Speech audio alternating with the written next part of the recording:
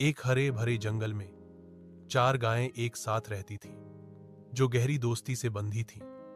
वे खाते थे, सोते थे और एक दूसरे की देखभाल करते थे।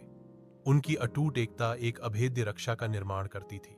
जंगल में कोई अन्य जानवर उनके पास आने की हिम्मत नहीं करता था, यह जानते हुए कि अगर किसी को खतरा हुआ तो अन्य तीन तुरंत उसकी मदद के लिए आएंगे। एक दिन एक चालाक बाघ ने उनके सामंजस्यपूर्ण अस्तित्व को देखा। उसने उनकी सामूहिक शक्ति को पहचाना और समझा कि जब तक वे एकजुट रहेंगे वह उन्हें कभी नुकसान नहीं पहुंचा सकता।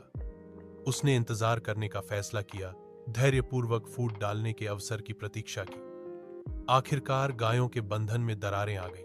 वे झगड़ने लगे, एक दूसरे की पूंछ खींचते और धकेलते रहे, यहां तक कि अपने सींगों से एक दूसरे को घायल भी किया।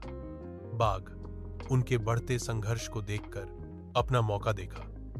उसने उनसे कहा कि वह इसी क्षण का इंतजार कर रहा था, क्योंकि उसका मानना था कि ये गायें तभी मजबूत होती हैं जब वे साथ होती हैं। अब जब वे अकेले थे तो उसने घोषणा की, उन्हें एक एक करके चुनना आसान होगा।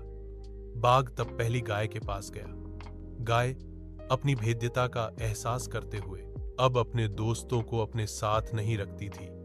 उसने अपने दोस्तों की सुरक्षा के लिए विनती की, खुद को बलिदान के रूप में पेश किया। बाघ मान गया और उसने उसे खा लिया। फिर वह अगली गाय के पास गया, जिसने भी खुद को पेश किया, यह उम्मीद करते हुए कि वह अपने बाकी साथियों की रक्षा कर सके। बाघ ने उसे भी खा लिया। उसकी भूख बढ़ती गई।